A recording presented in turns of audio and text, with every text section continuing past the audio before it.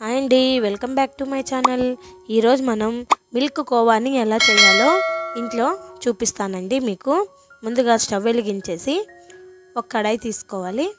ఇందులో 2 కప్పుల దాకా మిల్క్ని వేసుకోవాలండి.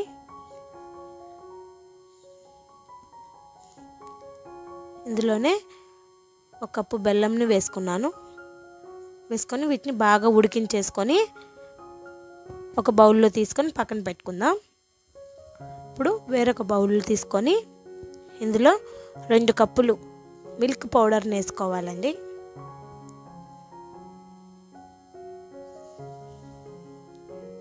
ఇప్పుడు మనం పక్కన పెట్టుకున్నాం కదా పాలు, ఆ పాలుని యాడ్ చేసేసుకోవాలి. వీటన్నిటిని బాగా కలిపేసుకోవాలి.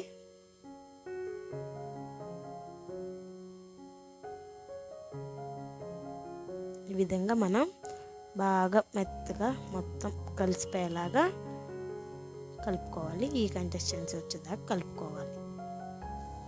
ఈ విధంగా మనం రౌండ్గా కలుపుకోండి. ఇప్పుడు ఇందులోనే 1 కప్పు దాకా చక్కెరని వేసుకున్నాను.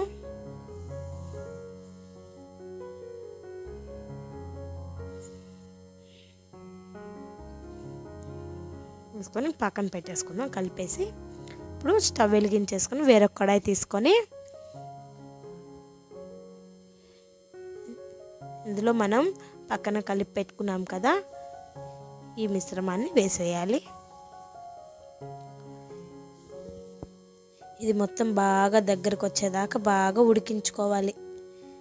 ఇప్పుడు 2 స్పూన్ల దాకా నెయ్యిని వేసుకుందాం. నెయ్యి అనేది మనకి కొద్దిగా ఎక్కువనే అవసరం అవుతుందండి.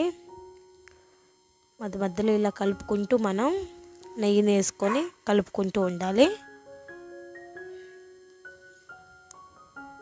బాగా దగ్గరకు వచ్చేదాకా మనం దీన్ని ఉడికించేసుకోవాలి.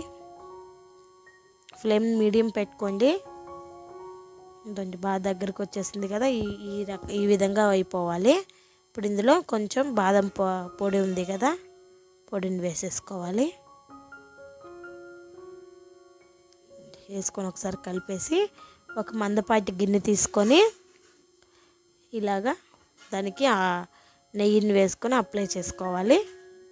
అప్లై చేసుకున్నాక ఈ చేసి పెట్టుకున్నాం కదా ఈ స్వీట్ని ఇందులో వేసేసుకుందాం. మొత్తం ఇలా వేసేసుకున్నాక ఒక 15 నిమిషాలు మనం దీన్ని అలానే పక్కన ఉంచేసామంటే మనకి స్వీట్ అయితే రెడీ అయిపోయిందండి. చాలా ఈజీగా కూడా అయిపోతుందండి. సాఫ్ట్గా కూడా ఉంది, చూడండి ఎంత సాఫ్ట్గా ఉందో.